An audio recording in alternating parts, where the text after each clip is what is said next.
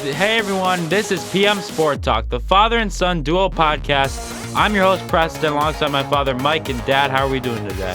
Hey, I'm doing great, son. What a crazy week in the NFL. Let's get into it. Let's get into it. Let's start off with the game that got us started this week with the Chargers and the Raiders. How about Brandon Staley getting fired after that dismantle?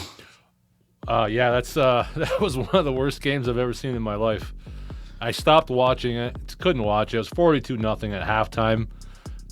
I just don't. Yeah, he should have been fired last year. I hate to say that about guys getting fired, but he's just been.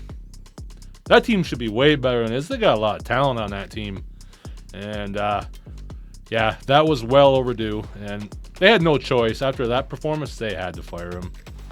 Yeah, a lot argue they should have fired him after the loss to the Jaguars in the wild card when they were up by so much. Lawrence threw 4 picks and they came all the way back. They thought that was his time to be done, and this is long overdue, as you said. I believe that's last year's playoff game. I believe it was 28-3 or something like that at halftime, and they lost San Diego or LA Chargers, and they ended up losing that game to the Jaguars, like you said. Yeah.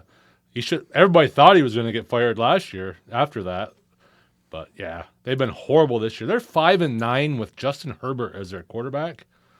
Keenan Allen having a phenomenal season, too. That's unexcusable. And Brandon Staley is a defensive guy. He was a defensive coordinator for the Rams. That's how he got this job. Yep. And their defense has been putrid. You know, give 63 points to the Raiders, who scored, count them, 0 points the week before. Yeah.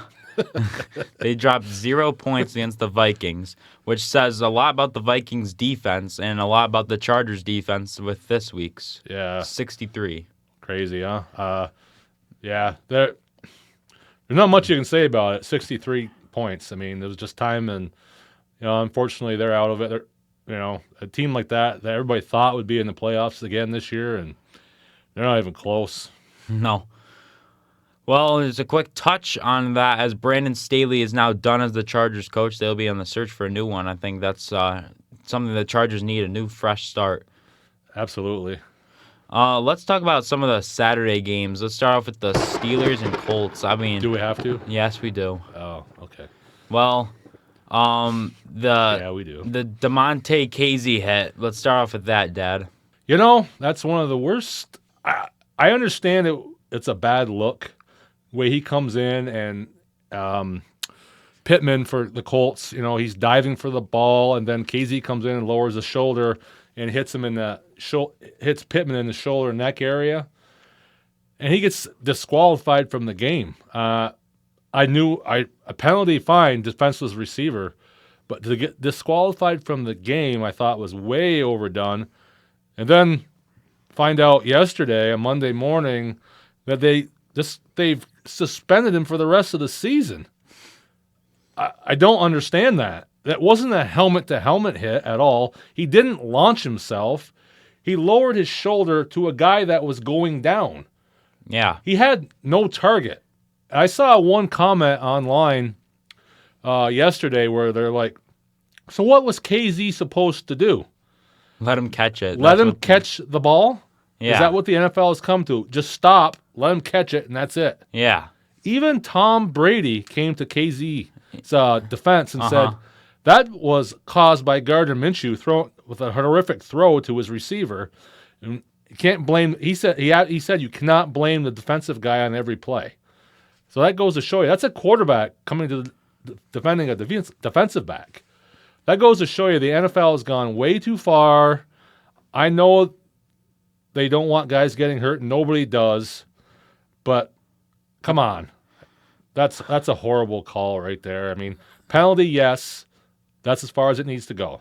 That's ridiculous. I mean, if you're Kazee, I'm appealing that immediately. I guess they're going to hear his appeal tomorrow on Wednesday.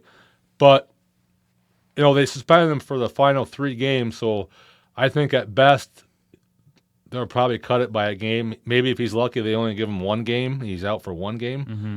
But there's no way that they're not going to give him a game because they don't do that. Once they give out suspensions, they never take the whole suspension away. But that's just horrible. We watched the Buffalo Bills game on Sunday, and I forget who the defender was for Buffalo, but he had a helmet to helmet where he launched at the player. And nothing came of it. No flag, no suspension, no ejection, no nothing. So I don't know how you justify suspending Kazee in that one. I mean, the problem with the NFL is they're very inconsistent. If you're gonna suspend Kazee for that, then you're gonna be suspending guys from every team in every game, because there's a hit like that in every game. Yeah, and I don't know. I just don't get it. They said he's a repeat offender, but in all the other hits this year that he got, players get fined a lot for hits. He got fined for some hits. Not one of them was called a penalty. Not one, except for the one on Saturday. So I don't know how you can suspend a guy for that. Kareem Jackson has got suspended on 2 different occasions, and you haven't suspended him for the season. I don't understand. He's gotten fined over $200,000. He's got suspended 2 separate times, as I just said, and he's still playing. Yeah, so I don't get where they're going. So inconsistent. That's the problem. They're very inconsistent, and obviously Tom Brady and even the Colts, Mike Mitchell, who was the Colts defensive back coach, I think. I saw a comment from him today saying he doesn't agree with the suspension either, and that hit was on his own player, and he doesn't agree with the suspension. So, I mean, former Steeler too. Former Steeler. I mean, former great defensive back for Carolina and Pittsburgh. Mm-hmm. I mean, yeah, and they've just gone too far on this one. So we'll see what comes of it tomorrow. But it's just, I just don't agree. And that left Pittsburgh with no safeties for the game because Minka got hurt in the game. And you're looking at Trenton Thompson and Elijah Riley. Yeah, and I don't know it's almost a gimme that one of them is going to get hurt this weekend. So probably who's going to be the backup? I mean, they signed some guys I saw, but yeah, that whole Steelers game, they started out got ahead 13-0, and it all went downhill from there. Couldn't stop the run. No, they couldn't. Too many injuries on that Steeler defense. I don't blame the defense and I don't know what you're supposed to do when both starting safeties are out of the game. No. And then you're already without your starting middle linebackers. You're on to practice squad players on defense at safety and middle linebacker. Yeah, it's just bad. I mean, and then the offense, well, there's no excuse for the offense. They just didn't. They were bad. Trubisky was bad. They couldn't run the ball. It felt like they didn't try to run it, too. It seemed like. I think they could have tried to run the ball more than they did. And Trubisky was just horrible. There's no other words to put it. He was brutal. Yeah. And that's why he's not going to be starting this weekend. You saw Pickens, his terrible effort, too. Yep, again. Yep, he was. He said you saw the blocking play that Warren could have scored on, and he didn't block. He's just standing there. Yeah, he said they interviewed him about it, and he was like, "Well, you saw what happened to Tank Dell. I didn't want that to happen to me." The Texans receiver who got injured. Yeah, that's one of the worst things that you can say. I'm not really sure how the teammates are gonna. I know how the coaches are gonna take that. Not good at all. And I don't think your teammates are going to be too happy with that either when they hear you say that. When they're out there busting their butt and you're just out there loafing, but then you're going to cry if you don't get the ball thrown to you. So, yeah, that team, a lot of speculation about Tomlin. He's lost the locker room, I think. It's possible. I mean, I saw a comment today, and it makes a lot of sense. I forget who it was. It was some guy in the media. He said half that team, I've been there with Tomlin for a while. They're playing tough, he motivates them, gets them going. But a lot of these new guys that have come up in the last couple years, they're not buying into what Tomlin's telling them. They're a new generation of players. Pickens, Deontay Johnson, Najee Harris to an extent. It seems like the defense is most of the guys that Tomlin's able to motivate, get fired up. Yep. And then on part of that offense, he's not able to get a click there. Yeah, I think the problem there is they need a strong offensive coordinator. Somebody that's been in the league, has had a lot of success. He needs to come in there and, he's not going to put up with the bull. And I think right now when you have these interim guys they just don't have the cachet. You know what I'm saying? They just don't, that these players aren't going to listen to them. Mm-hmm. The Steelers always promote from within. And they can't do that this year when they go to, if Tomlin's still there, which I think he will be, unless he leaves on his own, but they're not going to fire him. No. He doesn't deserve to be fired. I don't care what anybody says. I know.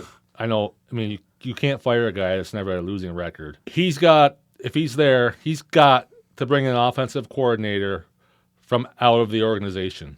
Somebody that's going to come in and change the way they do things. That's what he always does. He hires someone that's been with the organization. Yeah, you can't do that. You get the same result over and over again. You can't hire Faulkner. You can't hire after this season. Absolutely not. You need to go look for somebody. There's a bunch of options too. You got to bring in somebody. There's going to be somebody, like you said, there's going to be a head coach that gets fired that's a good offensive coordinator that you can bring in, or somebody that used to be a head coach that's a good offensive coordinator, Mm-hmm. Somebody like I'm just using for an example. He's with Kansas City, Matt Nagy. Yeah. He was a head coach, but now he's back as an offensive coordinator for Kansas City. Yep. Somebody like that. That's going to do things their way with the offense is going to say, hey, listen, this is what we're doing. I have proven myself that I can have a good offense. That's what you need in Pittsburgh. You can't have these guys from within that haven't proven themselves because they're coming from within from a system that's been bad. Yeah. So no more of that.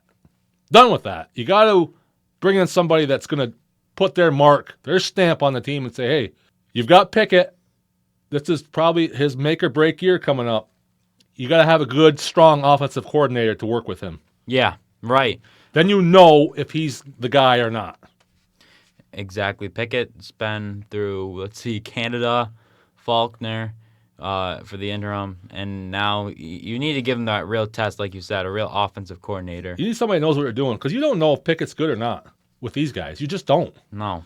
And if you get somebody in there that knows what they're doing, because you've got talent on that offense, you get somebody that knows what they're doing.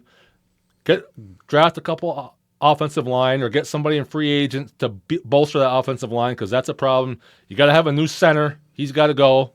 Mason Cole. Yeah, and you got to have a new left tackle. Yep. Pretty much. Well, doesn't Broderick play left tackle and they're just not putting him there? Yeah, so he could go over to left or bring somebody in, or bring in a strong left tackle in the free agency and leave him at right. Then you'll have two good tackles, something like that. But you got to make a change. And the Steeler way is not working anymore. It's not you need working. To make a change, like you just said. If the head coach is staying, you have a new offense coordinator. Yeah, it's time to give Tomlin for Tomlin to go find someone that's outside of the organization for offensive coordinator. And the owners have to mandate that to him. They say, listen, this is what you're doing, or you're not going to be here. So with that being said, there's our Steelers talk for the week. Let's go on here to the Bills and Cowboys game. One that disappointed us. That was so disappointing. The big question, let's get right to the chase. Are the Cowboys frauds? They were my Super Bowl pick at the beginning of the season on our first podcast for the NFL there. Boy, does not look good at all. Just a couple weeks ago, I'm like, oh, they're coming on. Yeah, they're not. They're the same old Cowboys. They cannot win on the road, and they're going to be on the road unless Philadelphia absolutely collapses. Which could happen. They don't look good either. So. No. The whole division's falling apart. I mean, Dallas has beaten one good team this year, and that's Philadelphia. At home. They have beaten nobody else. They've beaten the Giants twice. They've beaten the Commanders. They beat nobody. All these teams with losing record. Beat Seattle, who's an okay team. Seattle and Philadelphia, that's it. They haven't beaten nobody else this year. Yeah, I mean, is it time? I mean, everyone's considering Dak this MVP player. I mean, look who he plays. Not now, as you said. Not after the Bills game. That was horrible. He's got no chance to win the MVP now. I don't care what he does the rest of the season. It's not getting easier either here as it comes up. They got these next two games. They got Miami and Detroit. Yeah. It's in Miami, right? Or is it in Dallas? It's in Miami, and then they have Detroit at home. So that's another road game. I mean, Miami, I don't know. They're kind of Jekyll and Hyde too, so I don't know about them. Detroit looked really good on Saturday. Detroit looked good. Looked like they're back on their feet. I think that Detroit game in Dallas would be a great game. High-scoring game, I would think. Yeah. Track meet. That's where Dallas plays well, is at home on the turf. Mm-hmm. They have to go on the road in grass. Yeah, they're not winning. I mean, if they're in the wild card, they're going to go to the NFC South team, and they're going to win that game. Well, obviously. But then they're going to go to either Philadelphia or San Francisco, and they're going to get waxed. Yeah. San Francisco looks like the favorites to me. Yeah. By far. The only thing that's going to slow San Francisco down is injury. Yeah. I mean, if they stay healthy, then they're winning the NFC. I mean, I know strange things happen in the NFL. They're definitely going to win the NFC, though. I could see them stumbling in the Super Bowl because you have a couple weeks off. Things change. You just never know when you get to a Super Bowl. Yeah. Super Bowl, funny things happen. Mm-hmm. But I don't see anybody in the NFC beating them out. No, I don't either. And this comes to a good little transition point here as we can look at our upcoming NFL games. The big game, the Christmas primetime game to end off the night is Ravens and Niners. Yeah, a great game. The top two teams in the league. Ravens are one in the AFC and Niners are one in the NFC. Lamar's going to be put to a test for sure. That's a tough game in San Francisco. Yeah, we'll see if the Ravens are for real, huh? They look for real to me. They look for real? Now they're getting a super big test against San Francisco. Let's see how real their defense is against the San Francisco offense. Yeah. I mean, it's a good test for both. I mean, should be a great game. Good way to finish up Christmas with a battle of two 11-3 teams. Oh, yeah. Looking forward to it. In the grand scheme of things, it doesn't mean a lot, but I mean, it kind of does for Baltimore because they want to hang on for the number one seed. Mm-hmm. But San Francisco doesn't have to win that game because they can lose one, and as long as they win their last two, then they get the one seed. So it's not as important for them, but it's a big game. They'll be ready to play, and we'll see what they got. I would lean towards San Francisco. Yeah. But, could go either way. Lamar, it's one of those games where if Lamar plays well, it's great. But it could be one of those games where he throws 3 interceptions and fumbles the ball twice when he's trying to make these crazy plays. So you just never know with them. That'd be my only worry with Baltimore is Lamar. He can be great, but he can also have those games where, he just throws it up. Yeah. Even last week's game, a couple of those throws, he just threw them up. Against Jacksonville. Okay. Like that one pass to Isaiah Likely there where he just threw it up. Oh, yeah. Towards the goal line there. Mm-hmm. I mean, Likely made a good play on the ball. I mean, he threw that up. I mean, he does that. So he's a little bit of a gambler. Yeah. So, that can go against you sometimes, but, I mean, you got to do it, though. Against a good team like San Francisco, you're going to have to take chances. So. Yeah, you definitely are. San Francisco is one of those one of those crazy stacked teams where every position, they have some guy there that can hurt you, like on offense and on defense, Yeah, they've got playmakers all over the field. there's not much you can say. They have like all their skill position guys on offense could be Pro Bowlers, you know. Mm-hmm. So I mean, McCaffrey, Debo, Ayuk, Purdy, Kittle, Trent Williams on the line. Trent Williams, yeah, he's an All-Pro. He got the best left tackle in the game. Yep. We thought, remember when Steelers opened up against the Niners this season, and we're like, oh, that offensive line could be a problem. Hasn't been a problem at all. They've been great. No, So they've been amazing. everybody thought that was going to be the weakness of that team. Well, they haven't been a weakness at all. So they're loaded.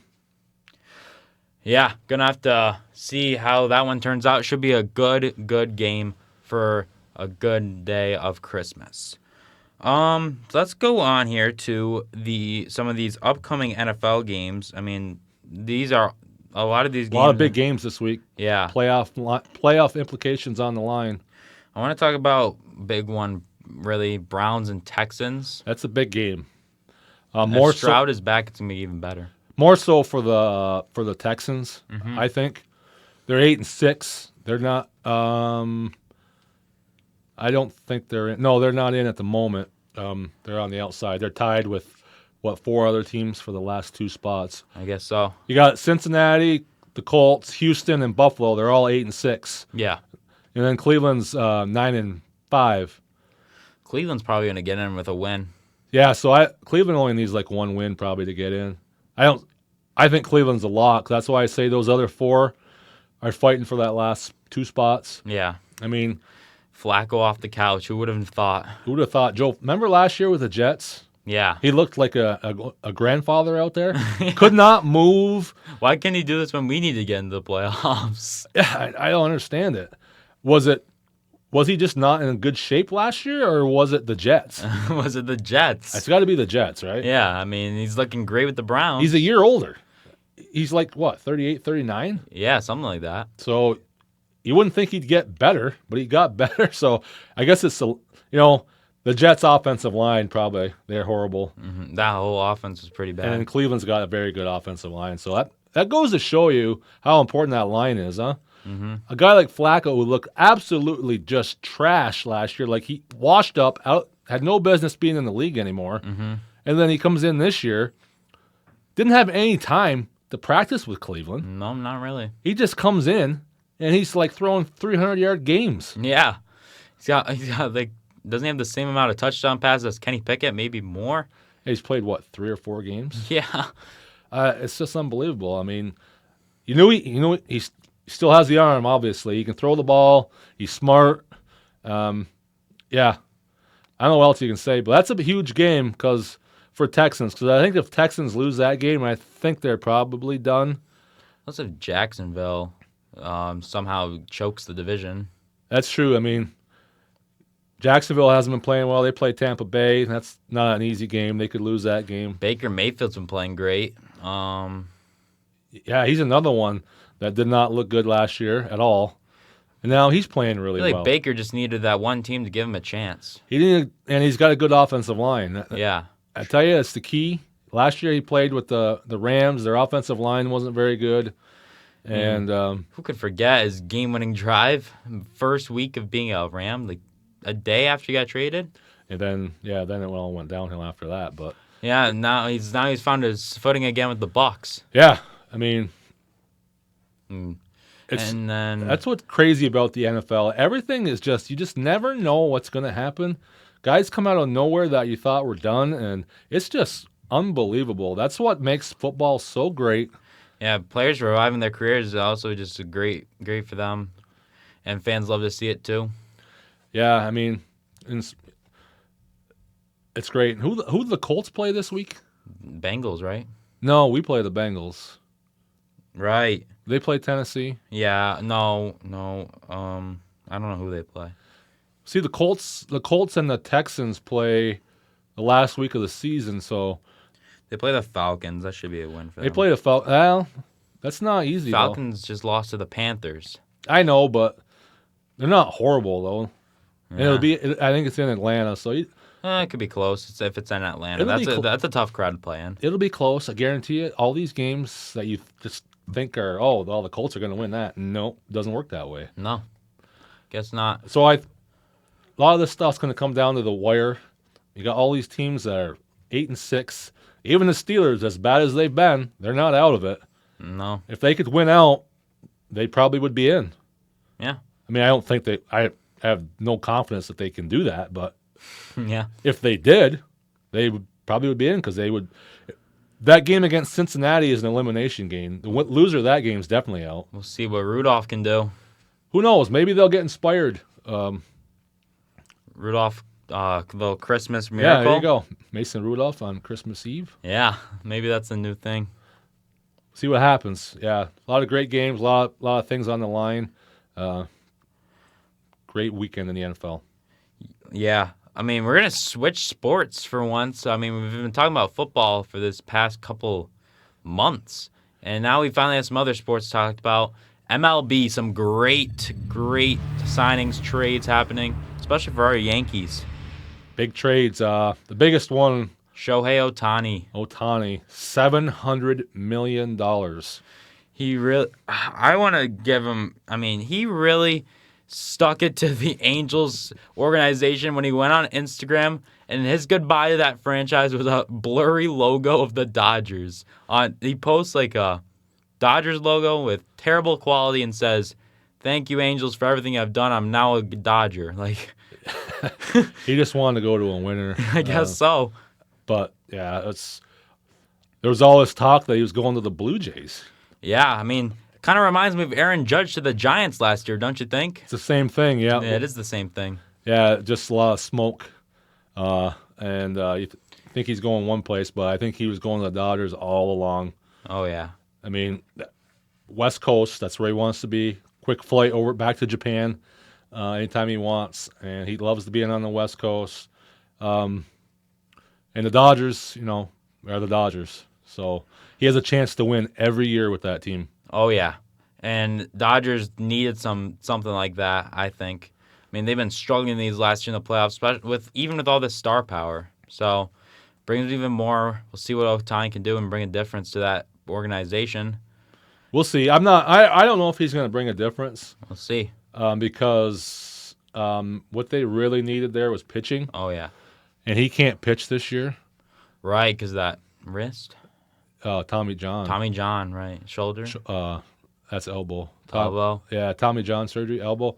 So he can't pitch at all this year. He's going to hit. He's going to play DH. Oh, yeah, he play DH. So, but their DH last year would put up big numbers, so they're not really changing much. Yeah. What did they need to get like a big, well, they did just trade for Glasnow from Tampa Bay. He's been hurt too, so we'll see how that goes. Yeah, if he stays healthy, that could be a good addition, though. But they have some guys that were out last year that are coming back. Bueller's coming back and another guy, so I'm sure they'll be okay. Mm-hmm. So they're going to win like they always do. It's just a matter of postseason what they do. Oh, yeah. And then the Bronx, the Yankees. The Bombers are back. They add Juan Soto to the team. They complete a trade with the Padres. Yes. I'm very happy about that. Great trade. He's going to be great in New York. Left-handed bat. Excuse me.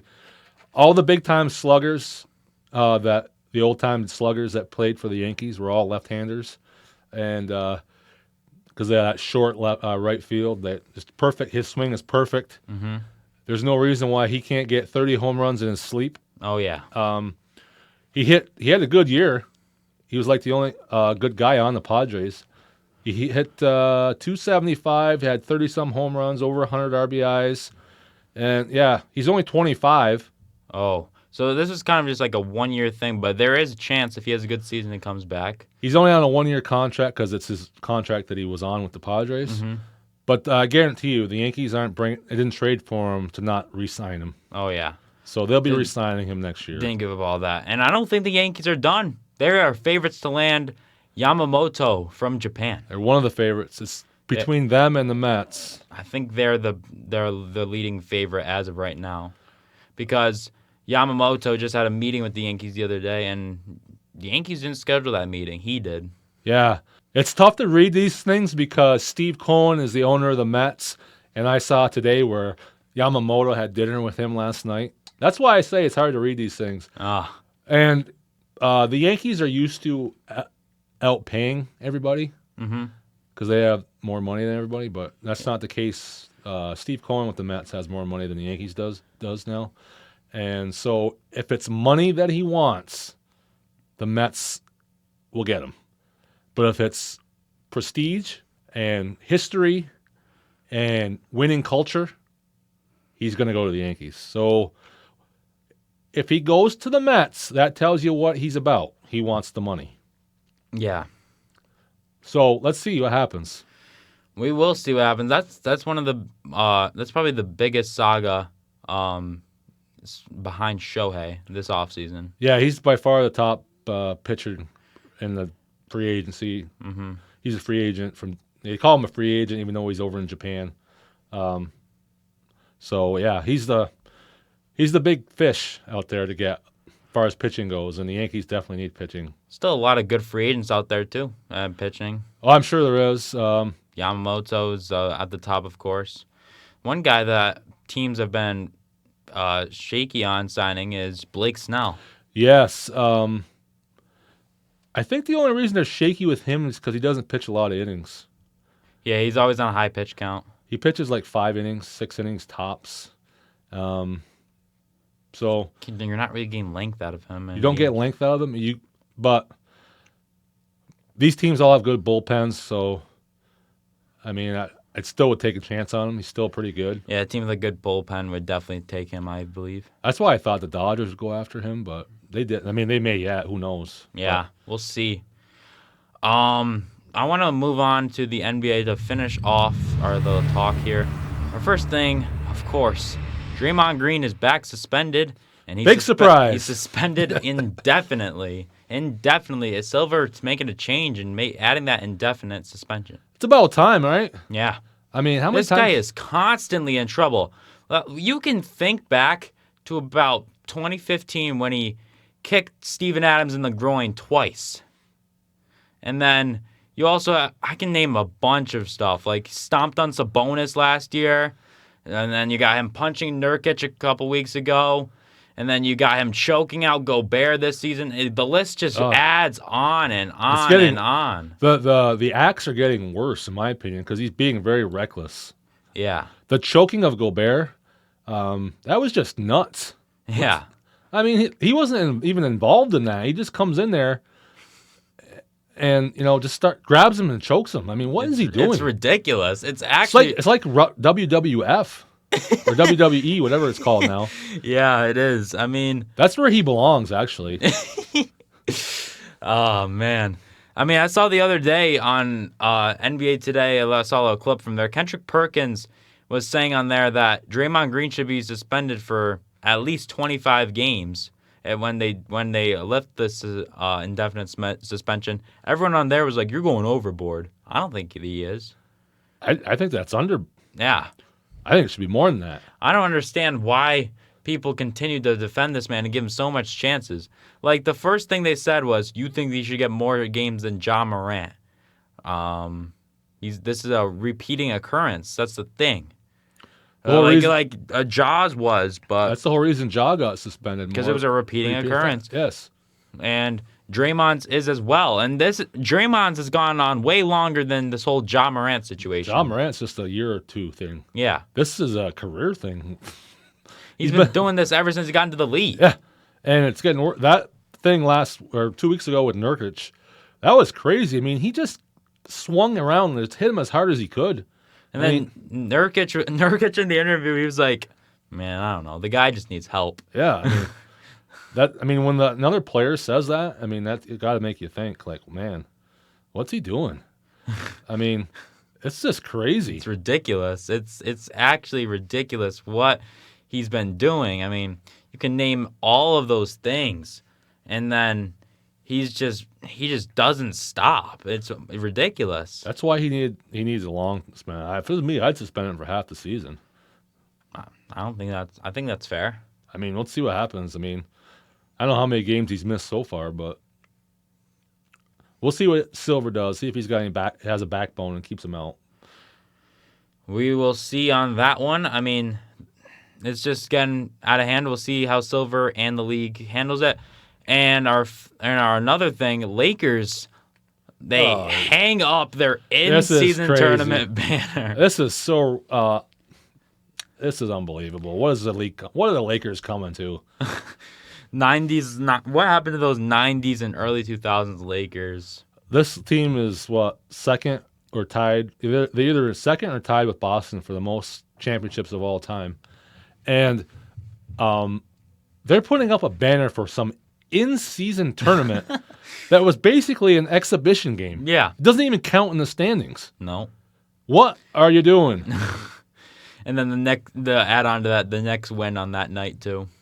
The celebration for that too. They're in there with their goggles on, acting like they just won the NBA championship. LeBron was going crazy. I mean, what are you doing? That championship game, Anthony Davis played probably his best game as a Laker. Yeah.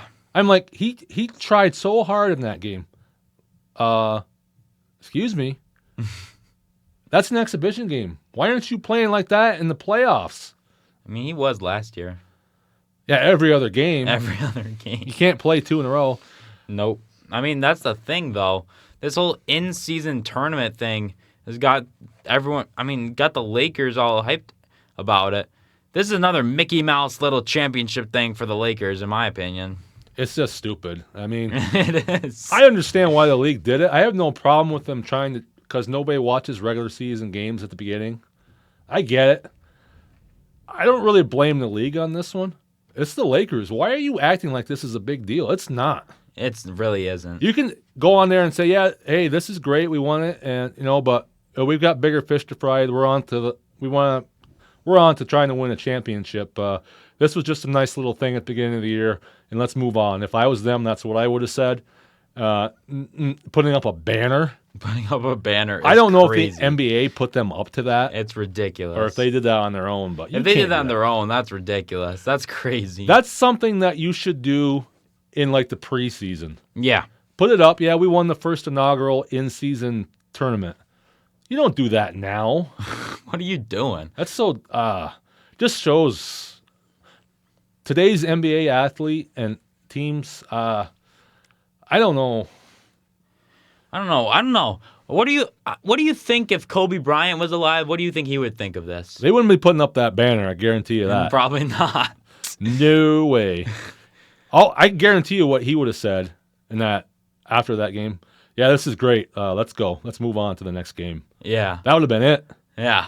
There would have been nothing about job's not finished.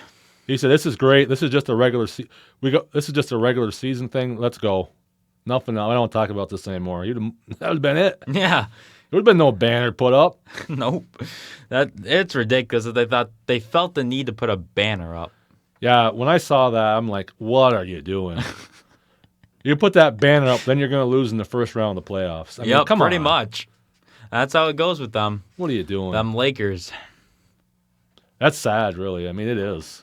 I don't know other word to put it. I don't know. It's hard with how bad. You notice what teams didn't really care about it? Boston, Denver. Those teams. Like Indianapolis or Indiana, I get why they cared about it. This is like their first run at like some championship in a long time. So yeah, if that was them going crazy over that, I have no problem with it. I would understand. But you can't have the Lakers. The Lakers, what are you doing? Do you think the Celtics would have put up a banner if they won this? I don't. I don't think they would. I don't think so either. They didn't care about it. No. I mean, I'm not saying they didn't try to win the games, but it wasn't like they didn't go all out in the final game there. Yeah, in the knockout game there against Indiana, when they were down by like 10, Jason Tatum just kind of like he had an inbound pass like 2 seconds left. He just like threw it, got stolen. He's like, whatever, let's move on. Doesn't mean anything. You play a meaningless game. Yeah, no, it doesn't mean anything at all. So, I mean, that's just kind of ridiculous in my opinion. But I don't understand why the Lakers, out of all teams, are putting up a banner. Yeah, it makes LeBron look foolish. It really does. Yeah. In the grand scheme of things, when you compare him to other of the elite players that have been in the NBA, yeah, it makes him look there's things like that brings him down a notch compared to the other guys, even though he's as good or maybe better than them. Mm-hmm. It's when he does it's these things like this that where he doesn't get a lot, where it's like, yeah, okay, it's LeBron, you know? Yeah. Well, Dad, moving on to plays of the week. Our first play comes from last night's Monday Night Football game. Drew Lock with all eyes on him. 3rd down and 10. 33 seconds left to go. Trailing by 4. Needed to find the end zone. Lock wants it all. One-on-one. JSN. Touchdown. Seahawks. What a play. What a throw. Unbelievable from Drew Lock. Knows who was in coverage there? James Bradbury. Blowing yet another game for the Eagles. And JSN burns him like burnt toast for 6. Unbelievable. All right, Dad, second play from the same game, Monday Night Football. Eagles looking to go down the field and maybe get Jake Elliott in range. Hurts. Rolling. Throws it up. And look who comes up with it. His second of the game, Julian Love, seals it. What a play from Love. How did he get both feet down? You see that left foot just scrape the turf. Unbelievable play. And he seals the win for Seattle in CenturyLink. Well, Dad, the Bengals under their last breath here. Browning takes the snap, rolling, he's flushed, throws it up. Higgins makes the catch. Whoa! He reaches over. Touchdown, Bengals. When that ball left his hands, I thought for sure it's going to be intercepted. Higgins comes out of the back of the end zone. What a play, and he reaches over the goal line. How did he do all this? Right here, makes the catch.